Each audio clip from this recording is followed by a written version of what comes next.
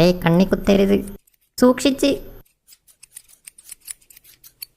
ഏയ് താടി വെട്ടണ്ട, താടി വെട്ടണ്ട. ഏയ് താടി വെട്ടണ്ടെന്നല്ലേ ഈ തള്ളോട് പറഞ്ഞ്. എത്ര കഷ്ടപ്പെട്ട് വളർത്തിയതറിയോ തള്ളേ. ഏത് ഗുളികം വിഴുങ്ങിയ നേരത്താണ് അവ മുടി വെട്ടാൻ തോന്നിയത്. ഇനി ഞാൻ എങ്ങനെ പുറത്തിറങ്ങി നടക്കും?